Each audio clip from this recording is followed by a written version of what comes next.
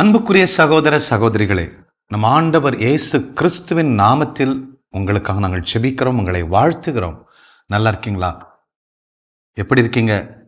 உங்களுடைய சகோதரன் சகோதரியா நாங்கள் பேசிக்கொண்டிருக்கிறோம். நீ நம்பினால் இந்த விசுவாசத்தை அதிகரிக்கக்கூடிய இந்த செய்திகளை தொடர்ந்து நீங்கள் கேளுங்கள். உங்கள் வாழ்க்கை வளம் பெறும். அதனால்தான் நாங்கள் இன்ஜினியர்ஸ் பல கட்டடங்களை கட்டி கொண்டிருந்தாலும் கடவுளுடைய வார்த்தையை உங்களோடு பகிர்ந்து கொள்ள வேண்டும் என்கிற ஆவல் எங்கள் உள்ளத்தில் பற்றி எறிகிறது. அதனால்தான் நானும் என் மனைவியும் உங்களோடு பேசிக்கொண்டிருக்கிறோம், ஜெபிக்கிறோம். எங்களுக்காக நீங்கள் ஜெபியுங்கள். மாதா தொலைக்காட்சிக்காக ஜெபியுங்கள். அன்பான சகோதர சகோதரிகளே, கடந்த பல வாரங்களாய் பரலோக ராஜ்யத்தை குறித்து நாம் தியானித்துக் கொண்டிருக்கிறோம்.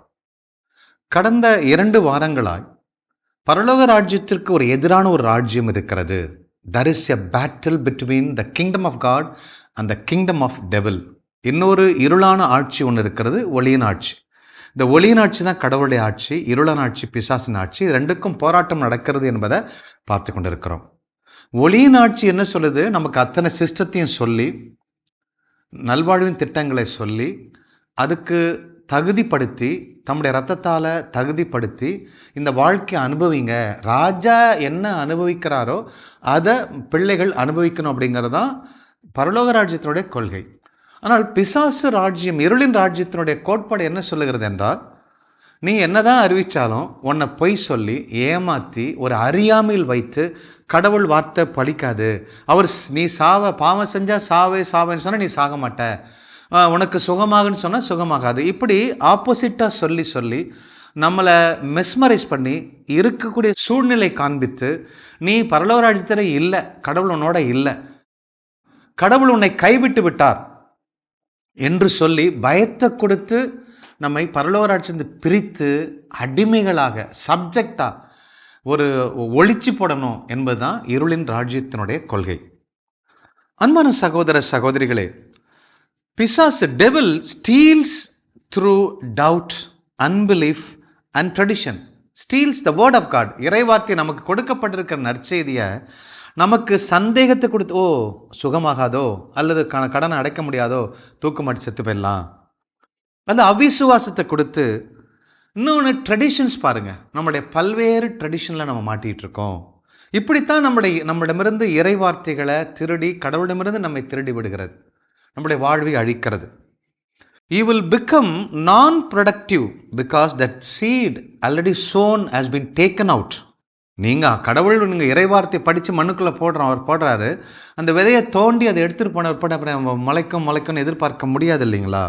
இப்படித்தான் அவிசுவாசத்தை கொடுத்து, சந்தேகத்தை கொடுத்து, பல்வேறு ட்ரெடிஷன்ஸ், எங்கள் தாத்தா இப்படி தான் செஞ்சார், எங்கள் பாட்டி இப்படி தான் செஞ்சார், நல்ல நேரம் பார்க்குறது, கெட்ட நேரம் பார்க்குறது, ஜோசியம் பார்க்குறது, இப்படி பல்வேறு மரபுகளை, தேவையற்ற தாத்தா பாட்டி சொல்லி கொடுத்த மரபுகளை பின்பற்றுவதனால இறைவார்த்தைகள் வலுவிழந்து போகிறது.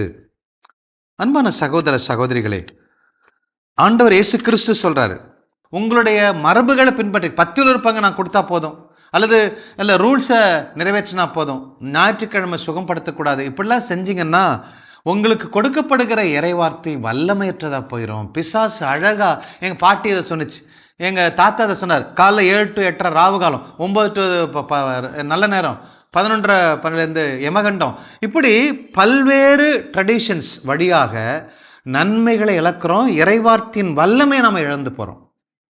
அன்புக்குரிய சகோதர சகோதரிகளே, because he actively seeks to prevent people from fully embracing and internalizing God's teaching. பிசாசு என்ன செய்யுதுன்னா, நம்ம எப்படியாவது நம்மளை தடுக்கும், ப்ரிவெண்ட் பண்ணுற பாருங்க, தடுத்து நிறுத்து பாருங்க, தள்ளி வைக்கிறது பாருங்க, எப்படியாவது கடவுளை கட்டி பிடிச்சிடக்கூடாது, கடவுளோட முத்தம் கொடுக்கக்கூடாது, அவருடைய கோட்பாடுகளை நம்ம ஏற்று வாழ்ந்துடக்கூடாது, அல்லது எனக்கு சுயமாக, எனக்கு பர்சனலாக கடவுள் கொடுத்த அந்த வார்த்தை அது என் கடவுள், என் வாழ்வு, என் தெய்வம்னு சொல்லிடக்கூடாது என்பதற்காக நம்ம என்ன செய்யணும், அந்த வார்த்தையை பிடிங்கிறோம். Devil is hindering our spiritual growth by using tactics, distractions, doubts, temptation, not to enjoy the transformative power of the Bible. இறைவார்த்தை கேட்டு ஒரு பாவி நீதிமான மாறிடக்கூடாது. கடன்காரன் கடன் கொடுக்கிற மாதிரி மாறிடக்கூடாது. நோயாளி ஒரு சுகமுள்ள ஒரு நல்ல ஒரு உடல், உள்ளம், ஆவி, ஆத்மா அப்படி நற்பண்புகளோடு வாழக்கூடாது. அது வாழணும் என்பதுதான் இறைவார்த்தை. அப்போது அந்த இறைவார்த்தையினுடைய டிரான்ஸ்ஃபர்மேட்டிவ் பவர், மறுரூபமாக்கக்கூடிய புதிய படைப்பாய் மாற்றக்கூடிய அந்த இறைவார்த்தையின் வல்லமை நம்ம வாழ்க்கையில் செயல்பற்றக்கூடாது என்பது தான் பிசாசனுடைய வேலை. To prevent people from enjoying the love and grace of God. கடவுளுடைய கிருபையை, கடவுளுடைய அன்பை, கடவுளுடைய பராமரிப்பை நாம் பெற்றுவிடக்கூடாது என்பது தான் பிசாசுடைய கொள்கையாக இருக்கிறது, நோக்கமாக இருக்கிறது. அன்புக்குரிய சகோதர சகோதரிகளே, என்னென்னா இந்த இறைவார்த்தை விதை விதைப்பர் ஓமை படித்தோம். லூக்கா எழுதின நற்செய்தி 8:11-12 வரை வாசித்தோம் இல்லைங்களா? அப்போது அங்கே பார்த்தீங்கன்னா மக்கள் பாதையோரம் விழுந்த விதைகளாக இருக்கிறாங்க. அவங்களால சரியாக அதை கிரகிச்சிக்க முடியல. கொஞ்ச நேரம் இறைவார்த்தை கேட்குறாங்க, சந்தோஷமாக ஏற்றுக்கிறாங்க, அப்புறம் ஏற்றுக்கொள்ள முடியல. ஏனென்றால் அவங்களுக்கு மனம் உள்ளம் கடினப்பட்டிருக்கு. பல கசப்புகள், பிறர் அவமானப்படுத்துகிறாங்க, வேதனைப்படுத்துகிறாங்க, கசப்புகள், கடன் தொல்லைகள், உலகப்பிரியமான கவலைகள், உலகப்பிரியமான பேராசைகள், நிலம் வாங்கணும், அது வாங்கணும், டியூட்டி, கவலை, இப்படி பல்வேறு காரியங்கள் இருக்கு இல்லையா? அவன் வாழ்க்கையில் போராடி கொண்டு இருக்கிறான் இல்லையா? அந்த சிச்சுவேஷனை எக்ஸ்ப்ளாய்ட் பண்ணுது. Devil is exploiting human weaknesses and vulnerability. அன்புக்குரிய சகோதர சகோதரிகளே, இதை நம்ம சீரியஸாக திங்க் பண்ணும்பொழுது விடுதலை பெற முடியும். ஜெபமும் இறைவார்த்தையும் நம்மளுக்குள்ள 2 கருவிகளாக இருக்கிறது. ஜெபம் இருக்கிறது, ஜெபம் மட்டும் பத்தாது. பல்வேறு ஜபங்களை சொல்கிறோம். ஆனால் இறைவார்த்தை வாசிக்க தான் புத்தி வரும், தெளிவு வரும், வெளிச்சம் வரும். இறைவார்த்தை வாசிக்காம நீ எந்த நிலையில் இருந்தாலும் சரிதான், மீட்பு கண்டிப்பாக வர முடியாது, வெளிச்சம் பெற முடியாது. வாழ்நாள் முழுசும் போராடி கொண்டிருக்க வேண்டியதுதான். அன்புக்குரிய சகோதர சகோதரிகளே, தொடக்க நூல் புஸ்தகம் 22வது அதிகாரத்தில் ஆபிரகாம் ஈசாக்கை பலியிடக்கூடிய ஒரு நிகழ்ச்சி நாம் பார்க்கிறோம். தொடக்க நூல் புஸ்தகம் 22வது அதிகாரம் 1 முதல் நாம் 12-13 வரை நாம் பார்க்கின்றோம். அன்பான சகோதர சகோதரிகளை, இது ஒரு மிகப்பெரிய ஒரு பாடம் பாருங்க. இன்னைக்கு ஆபிரகாம் ஆண்டவர் இயேசு கிறிஸ்து மரித்து ரத்தம் சிந்தத்துக்கு முன்னாடி உண்டானவர், விசுவாசத்தின் தந்தை என்று அழைக்கிறோம். மோசே, மிகப்பெரிய தாவீது, மிகப்பெரிய ஜாம்பவான் இருந்தாலும் விசுவாசத்தின் தந்தை என்று இவரைத்தான் அழைக்கிறார். என்றால் இந்த விசுவாசம், God discovered his faith, God discovered his love, God discovered his obedience. அவருடைய அன்பை, அவருடைய கீழ்ப்படிதலை, அவருடைய விசுவாசம் எந்த அளவுக்கு வல்லமையாக இருக்குதுங்கிறத கண்டுபிடிக்கிறார் பாருங்க ஆபிரகாம். அதில் தாங்க ஆபிரகாம் விசுவாசத்தின் தந்தையாக இருக்கிறார். சொந்த மகனை பலியிட சொல்கிறாரு, அதில் அவர் ஜெயிக்கிறாரு. அன்பான சகோதர சகோதரிகளே, அப்போது தான் ஒரே மகன், உன் மகன், நீ அதிகமாக அன்பு கூறும் மகன் அப்படின்னு அவர் பலியிட போகிறார். அப்போது Abraham loved his Lord better than he loved his son. தன்னுடைய சொந்த மகனை அன்பு செய்கிறத காட்டிலும் கடவுளுடைய வார்த்தையை அவர் அன்பு செய்கிறார். கடவுள் அன்பு செய்கிறார். அப்படி இல்லைன்னா தன் மகனை போய் பலியிடுவதற்கு காலையில் எழும்பி கொண்டுட்டு போய் கட்டி, கழுதை எடுத்துக்கிட்டு 2 வேலைக்காரனை கூட்டிட்டு, மரம், கத்தி, நெருப்பெல்லாம் எடுத்துகிட்டு அவ்வளோ சீக்கிரம் போக முடியாது பாருங்களேன். அவங்க தங்கியிருக்கிற மலையின் பெயர் பேர்ஷிபா. இந்த பேர்ஷிபாவுக்கும் அவங்க கடவுள் சொல்கிற மோரியா அந்த மலைக்கும் 42 kilometre. It is simply 42 kilometres from Jerusalem city. அப்போது இவங்க 42 கிலோமீட்டர் அவங்க போகணும். மோரியா மலைக்கு சொல்கிறார். ஏன் மோரியா மலைக்கு சொன்னார்? பின்னாடி ஆண்டவர் இயேசு கிறிஸ்து ஜெருசலேம் மலைகள் தான் கொல்கத்தாவில் உயிர் விடுறாரு. அது மோரியா மலைப்பரப்பு தான். அப்போது அன்பான சகோதர சகோதரிகளே, அப்போது இங்கேருந்து 42 கிலோமீட்டர் அவர் நடந்து போகணும்.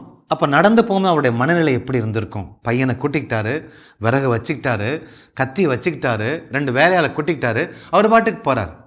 அப்போ போகும்பொழுது உடனே அவர் மனநிலை, இந்த 3 நாட்கள் அவருடைய மனநிலை எப்படி இருந்திருக்கும் யோசிச்சு பாருங்க.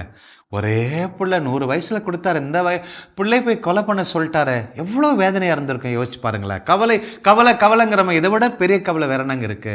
அன்பான சகோதர சகோதரிகளே, அப்போது அவருடைய ஆபிரகாம் மனசில் தோணுதான், கடவுள் போய் கொலை செய்ய சொல்றாரு, கடவுள் யாரையும் கொலை செய்யாதுங்கிறாரு. கொலை செய்ய சொல்றாரு, கடவுள் தப்பு செய்கிறாரா? கொலை செய்யாதுன்னு கட்டளை கொடுக்குறாரு அவர். அப்போ கொலை செய்யுங்கிற கடவுள் தப்பு செய்ய சொல்றாரா அப்படின்னு யோசிக்கிறார். அப்போ இல்லை, கடவுள் ஒரு நாளும் பாவம் செய்ய மாட்டார், அவர் பரிசுத்தர்.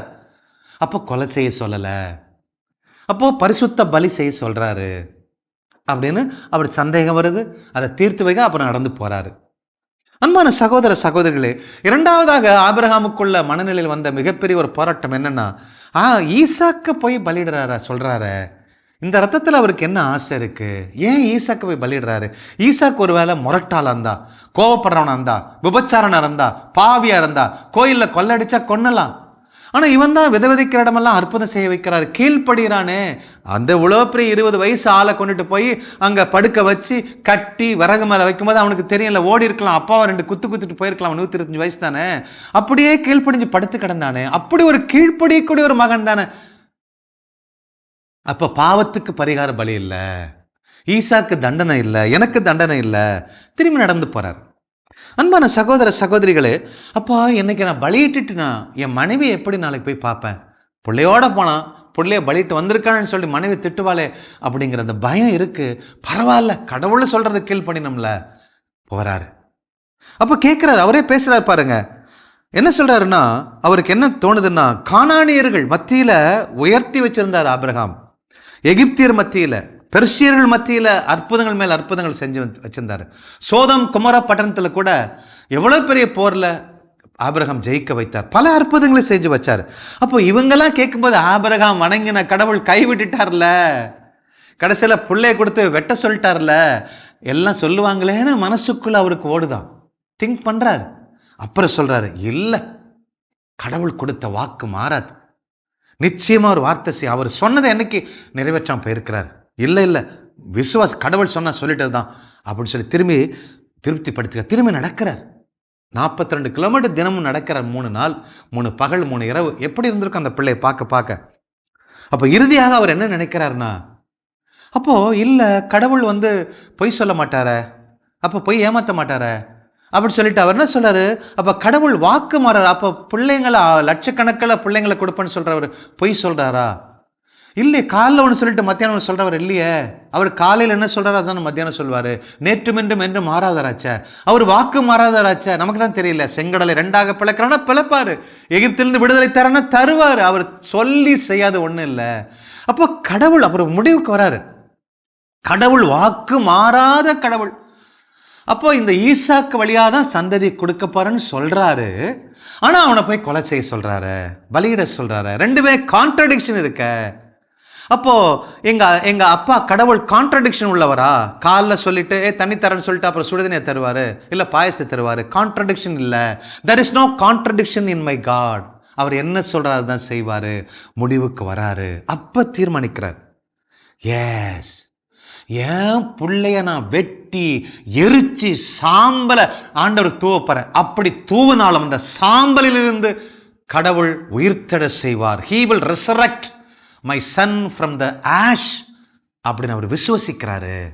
அந்த விசுவாசம் வந்துருச்சு பாருங்க. அந்த இறைவார்த்தை காத்து அந்த இறைவார்த்தையின்படி வாழ ஒப்பு கொடுக்கிற பொழுது பிசாசு ஒன்றும் செய்ய முடியலையே, ஓடி ஒடியாந்தார் இல்லையா. 3 நாள் டைம் கொடுக்குறாரு. ஜோ என் பிள்ளைய காவல் கொடுக்கணுமா? நான் விட மாட்டேன். பலி கொடுக்கணுமா? நான் வந்துடுவேன் என்று சொல்லி வந்திருக்கலாமே, வரலையே. அப்போதான் அவர் என்ன செய்கிறாரு, மோரியா மலை கிட்ட தெரிஞ்சிருச்சு. உடனே என்ன பண்ண, வேலைக்காரன் நிறுத்துறாரு. விசுவாசம் பெருகிடுச்சு. எஸ், எங்கள் ஆண்டவர் பொய் உரையாத தேவன், எங்கள் ஆண்டவர் வாக்கு மாறாத தேவன், எங்கள் ஆண்டவர் சொன்னதை செய்வார். என் பிள்ளைய வெட்டி நான் பலி கொடுப்பேன். அந்த சாம்பலேருந்து உருவாக்கிடுவார். நிதானம் வந்துருச்சு, முடிவு வந்துருச்சு. இப்போ வேலைக்காரன், நீங்கள் இருங்கப்பா, நீங்கள் தடுத்து நிறுத்திடுவீங்க அப்படின்னு சொல்லி வேலைக்காரன் நிறுத்திட்டு பையனை மட்டும் கூட்டிகிட்டு போகிறார். அப்போ பையன் கேட்குறான், அப்பா கத்தி இருக்கு, விறகு இருக்கு, நெருப்பு இருக்கு, எங்கப்பா அந்த பலியிடக்கூடிய ஆட்டுக்குட்டி, வேர் இஸ் த லேம்ப் என்று கேட்கிறார். Where is the lamb for sacrifice அப்படின்னு கேட்குறான் ஈசாக்.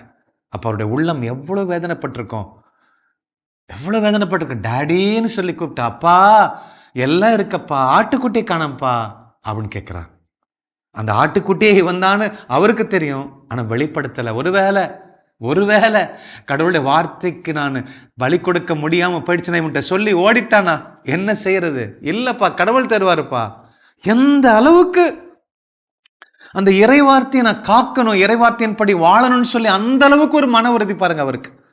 போய் கல் மேலே ஒரு ஆல்டரை செஞ்சு அங்கே ஈசாக்க படுக்க வச்சு விறக வச்சு கட்டி ஓங்கி வெட்டப்படுறாரு. கடவுள் நிறுத்துறாரு. நான் விசுவாசத்தை பார்த்துட்டேன்ப்பா, நான் இனி என் மேலே வச்சிருக்கிற பிசாஸ் பயங்கர ஆழமான அந்த அன்பை நான் பார்த்துட்டேன்ப்பா. நீ எனக்காக கீழ்ப்படுற, என்ன சொன்னாலும் கீழ், அதை பார்த்துட்டையா விடியா, இதோ அங்கே இருக்க ஆடு மாட்டிட்டு வர, அந்த ஆடை எடுத்து வெட்டு, உன் பையன் விடுதலை ஆகட்டும். இதுதான், இந்த பலி தான் நான் கல்வாரில் செய்யப்படுற என் மகன் செய்யப்படுற பலி. அதுக்கு ஒரு ஃபோர் டேஸ்டாக தான், ஒரு முன்னிழலாக தான் மக்களுக்கு சொல்ல விரும்பினேன். அவ்வளோ கஷ்டம். ஒரு ஆபிரகாம் தாம் பிள்ளைய பலியிடணும் எவ்வளோ கஷ்டம், அந்த கஷ்டத்தை நான் என் பிள்ளை அனுபவிக்க போகிறான் என்று சொல்லி முன்னுதாரணமாக, முன் நிழலாக கடவுள் சொல்லி கொடுத்தார். அன்பான சகோதர சகோதரிகளே, எபிரேயருக்கு நிருபம் 11வது அதிகாரம் 17, 18, 19 வசனங்கள் இப்படி சொல்லுகிறது. ஆபிரகாம் சோதிக்கப்பட்ட போது ஈசாக்கை பலியிட துணிந்தது நம்பிக்கையினால்தான். ஈசாக்கின் மூலமே உன் மழிவரவு விளங்கும் என்று வாக்குறுதி அவர் பெற்றிருந்த போதிலும் தம் ஒரே மகனை பலியிட முன் வந்தார். ஏனெனில் இறந்தோரை கடவுள் உயிரோடு எழுப்ப வல்லவர் என்பதை அவர் உணர்ந்திருந்தார்.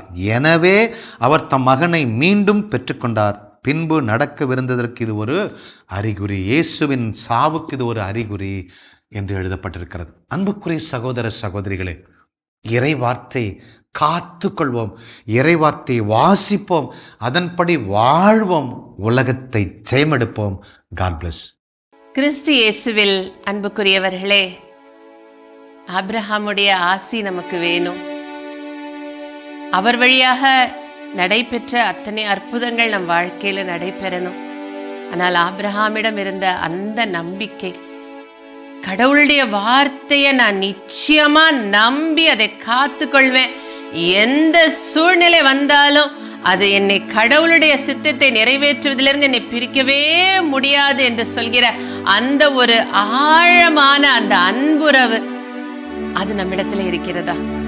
அதனால்தான் பேதுரு தன்னுடைய முதல் நிருபத்தில் இவ்வாறு சொல்கின்றார், அழியக்கூடிய பொன் நெருப்பினால் புடமிடப்படுகிறது, அதைவிட விலையுயர்ந்த உங்களது நம்பிக்கையும் மெய்ப்பிக்கப்படவே துயருறீர்கள்.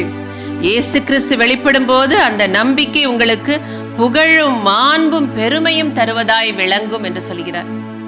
இது வெறும் நமக்கு வரப்போகிற மகிமையை பற்றி மட்டுமல்ல, இவ்வுலகத்திலே நாம் அனுபவிக்க கூடிய அந்த மாண்பையும் பெருமையும் குறித்தும் அது கூறுகின்றது. ஏனென்றால் ஆபிரகாமை இந்த உலகத்திலே கடவுள் குளோரிஃபை பண்ணார். ஆனா நம்ம குளோரி நினைக்கிறது எது தெரியுமா? மெட்டீரியல் பெனிஃபிட்ஸ், ப்ராஸ்பெரிட்டிய. ஆனால் கடவுளுடைய சந்ததிக்கு அவர் விசுவாசத்தின் தந்தையா இருக்கும்படியாக ஆபிரகாம் உயர்த்தப்படணும்னா அவர் அது புடமிடப்பட்டார். எப்பேற்பட்ட ஒரு புடமிடுதல் சாதாரண ஒரு வார்த்தையா சொல்லிட்டு நெருப்புல உள்ள போட்டு அதுல உள்ள தூசி கரை எல்லாம் நீக்கப்பட்டு அது வெளியே வரும்பொழுது அந்த பொன் துலங்கும் பாருங்க. அப்ப அந்த நெருப்புக்குள்ள நம்ம போய் தான் ஆகணும். அந்த விசுவாசத்தை காத்துக் கொள்கிறோமா என்பதுதான் இங்க கேள்வி. அந்த நாள் செய்தியை திரும்ப திரும்ப கேளுங்க. என்றால் பிசாசு நம்ம எப்படி டிசீவ் பண்ணுது, நம்ம எப்படி ஏமாற்றுகிறது என்று சொல்லி இந்த செய்தியின் ஆரம்பத்தில் நம்ம கேட்டோம். நமக்கு சந்தேகத்தை கொடுக்குது, நமக்கு அவநம்பிக்கையை கொடுக்குது, பாரம்பரியத்தை காட்டி, உலகத்தின் போக்கினை காட்டி, இது இப்படிதான் இருக்கு, ஆனா என்ன இறைவார்த்தை இப்படி சொல்லி, இதெல்லாம் சரியில்லை அப்படின்னு சொல்லி எப்படியெல்லாம் அந்த இறைவார்த்தையை நம்மிடமிருந்து திருட முடியுமோ அவ்வளவு விதத்திலும் பிசாசு நம்ம டிசீவ் பண்ணுது, பொய் சொல்லுது, ஏமாத்துது. ஆனா அதை புரிந்து கொள்ளாமல் நாம் அந்த பொய்க்கு நம்பி நம்பி நம்பி வாழ்வை இழந்து கொண்டிருக்கிறோம். ஆனா அவருக்குள்ள அந்த சந்தேகங்கள்லாம் சிலதெல்லாம் வந்துச்சு. இன்னைக்கு அந்த பிரயாணத்தை படிச்சீங்கன்னா அது புரிஞ்சிருக்கும். பெர்ஷபாலேருந்து அந்த மோரியாக்கு அவர் நடந்து போகிறதுக்குள்ள அவருக்குள் தோன்றிய சந்தேகங்கள், அவர் அதை எப்படி இறை வார்த்தையை கடவுளுடைய அந்த சுபாவத்தில் அவருடைய தன்மையின் மீது வைத்திருந்த அந்த ஆழமான நம்பிக்கையின் நிமித்தம் அதை மேற்கொண்டு வந்தார், பொன்னாக துலங்கினார். அந்த லாஸ்ட் மினிட் வரைக்கும் அவரு கடவுளுக்கு நம்பகத்தன்மையுடவராக நடந்து கொண்டார். அவ்வளவு ஒரு அன்பு. அந்த வார்த்தை சொல்லிட்டானா அது செய்தே ஆவேன். கடவுள் கொடுத்த அந்த ஈசாக்கின் மேல் அவர் வைத்திருந்த அன்பை விட ஈசாக்கை கொடுத்த கடவுள் மீது அவர் அதிக அன்பு வைத்திருந்தார். ஆனா நம்ம கிட்ட பிரச்சனை என்ன தெரியுமா? கடவுள் கொடுத்த ஆசீர்வாதங்களையே நோக்கிட்டு அதை இழந்து விட முடியாம தான் தவிச்சிட்டு இருக்கு. இன்னைக்கு பிளெஸ்ஸிங்ஸ் மேல, ஆசீர்வாதங்கள் மேல இருக்க நம்முடைய கண்களை எடுத்து அந்த பிளெஸ்ஸர், அந்த ஆசீர்வதிப்பவர் மேல வைக்கணும்னா நமக்குள்ள அந்த இறை வார்த்தை குடிக்கொள்ளணும். நம்ம அதை காத்துக்கொள்ளணும், எந்த சூழ்நிலையிலும் அதை காத்துக்கொள்ளணும். அதை தான் ஆண்டவர் இடுக்கமான வாசல்ங்கிறார். நான் சாகணும்னா சாவ சொல்லல, நான் ஏன் விருப்பம், ஏன் எண்ணம், என்னோட விருப்பம் அது சாகணும், நான் சாகணும், அவர் என்னில் பெருகணும் அப்படின்னா அவர் வார்த்தை எனக்குள்ள தங்கணும். ஏனென்றால் வார்த்தையாம் கடவுள் அவர். அவை பாடுவோமா? இடுக்கமான வாசல் வழியே வருந்தி நுழைய முயன்றிடுவோம். வருத்தம், சிலுவை அப்படின்னு சொன்னா வேதனை இல்லை, நான் என் சுயம் சாகும்படியாக, இந்த உலகத்திற்கு அந்த போக்கின்படி வாழ்வதில் நான் மறிக்கும்படியாக, கடவுளுக்குள் நான் பொன்னாக துலங்கும்படியாக வாழ்வதுதான் இடுக்கமான வாசல், சிலுவையை சுமந்து செல்கிற வாசல். ஆனால் அது இன்பமான வாசல்.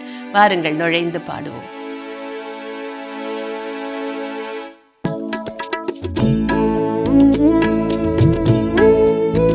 ஒரு வைராக்கிய விசுவாசம் எங்களுக்குள் செயல்படுகிற நேரமா இந்த நேரத்தை நீர் மாற்றி தருவீராக. இணைப்பில் உள்ள ஒவ்வொரு பிள்ளைகளுடைய இருதயத்துக்குள்ள வார்த்தையாகிய தேவன் நீர் தங்கும்படியாக, குடிக்கொள்ளும்படியாக ஒவ்வொரு நிலமும் நல்ல நிலமாய் நீர் மாற்றுவீராக. ஆண்டவரே, இடுக்கமான வாசலை தெரிந்தெடுக்கக்கூடிய ஞானமுள்ள இருதயங்களை நீர் மாற்றுவீராக.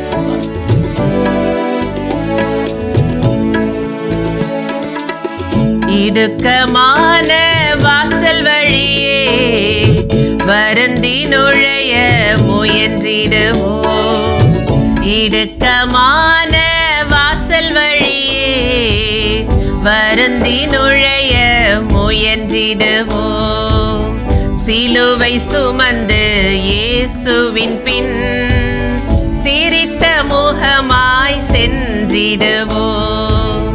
சிலுவை சுமந்து இயேசுவின் பின் சிரித்த முகமாய் சென்றிடுவோம். இடுக்கமான வாசல் வழியே வருந்தி நுழைய முயன்றிடுவோம். வாழ்வுக்கு செல்லும் வாசல் இடுக்கமானது, வாழ்வுக்கு செல்லும் வாசல் இடுக்கமானது. பரலோகம் செல்லும் பாதை குறுகலானது. பரலோகம் செல்லும் பாதை குறுகலானது. சிலுவை சுமந்து இயேசுவின் பின் சிரித்த முகமாய் சென்றிடுவோம். வாழ்க்கையில் என்னங்க சிலுவை? பெரிய பாடுகளா?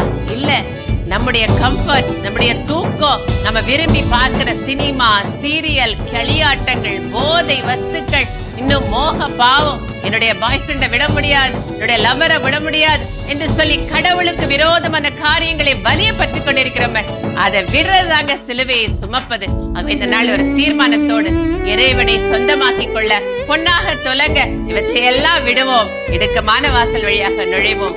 ஆபிரகாமின் சந்ததியாக வாழ்வோம். வாழ்வின் துன்பம் எல்லாம் சில காலம் தான் நீடிக்கும். இவ்வாழ்வின் துன்பம் எல்லாம் சில காலம் தான் நீடிக்கும். முடிவில்லாத மகிமை இனிமேல் நமக்குண்டு.